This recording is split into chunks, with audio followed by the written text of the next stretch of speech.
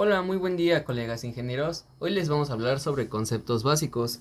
Vamos a hablar sobre trayectoria, posición, velocidad y aceleración lineal de una partícula. La trayectoria es una herramienta importante tanto en cinemática como en dinámica, para poder describir el movimiento de un objeto en el espacio. En cinemática, la trayectoria se define como la ruta que sigue un objeto en movimiento sin tener en cuenta las fuerzas que lo producen. En este caso puede ser una línea recta, una curva o una combinación de ambas. En dinámica, la trayectoria también es importante para describir el movimiento de un objeto, pero en este caso se toman en cuenta las fuerzas que actúan sobre él. La fórmula general de la trayectoria depende del tipo de movimiento que esté realizando el objeto. Para el movimiento en una dimensión, la trayectoria se puede representar mediante la siguiente ecuación. Para el movimiento en dos o tres dimensiones, la trayectoria se puede representar mediante una ecuación vectorial de la siguiente forma. Además, existen otros métodos para describir la trayectoria, como por ejemplo mediante gráficas de posición, tiempo y velocidad-tiempo. En términos generales, la trayectoria puede ser una curva más bien complicada, sobre todo si se quiere expresar matemáticamente. Por eso se comienza con los modelos más simples, donde los objetos viajan sobre una línea recta o sobre un plano, que puede ser el del piso o cualquier otro parecido. Otro ejemplo es cuando nosotros lanzamos un objeto con una velocidad inicial en un ángulo determinado. Este mismo objeto va a seguir esa trayectoria parabólica debido a la acción de la gravedad. La posición se utiliza para describir el movimiento de los objetos. La posición de un objeto en un momento dado se describe mediante un vector de posición que se representa como r y se expresa como una función del tiempo. Es una magnitud vectorial que se mide en unidades de longitud y corresponde a un lugar geométrico espacial que tiene el cuerpo en un instante dado. Se observa el vector posición inicial para el cuerpo como también la final. Cabe destacar que para distintos observadores la posición del cuerpo es distinta para cada uno. La velocidad es una magnitud física que mide la rapidez con la que un objeto se mueve en una determinada dirección.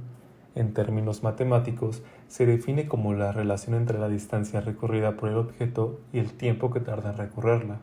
La velocidad se mide en unidades de longitud por unidad de tiempo, como metros por segundo o kilómetros por hora. En la cinemática, la velocidad es una de las magnitudes fundamentales que se utiliza para describir el movimiento de los objetos. Se pueden distinguir dos tipos de velocidades, la velocidad media y la velocidad instantánea.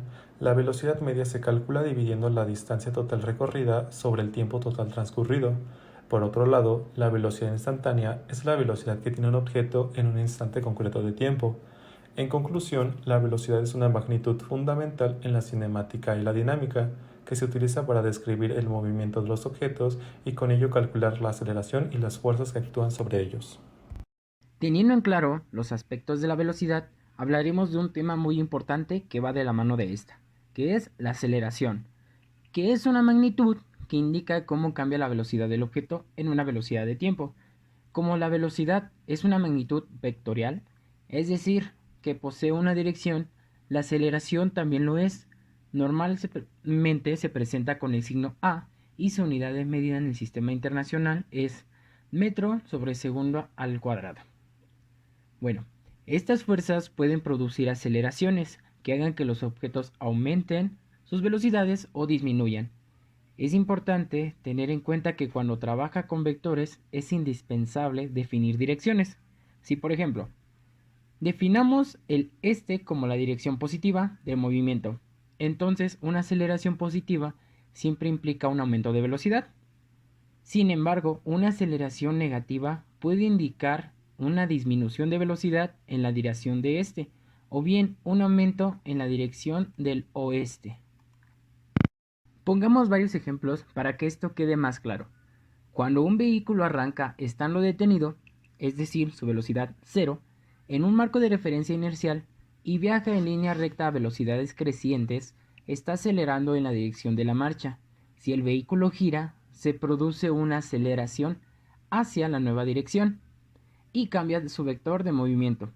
La aceleración del vehículo en su dirección actual de movimiento se llama aceleración lineal o tangencial durante los movimientos circulares. La reacción que experimentan los pasajeros a bordo como una fuerza que los empuja hacia atrás en sus asientos.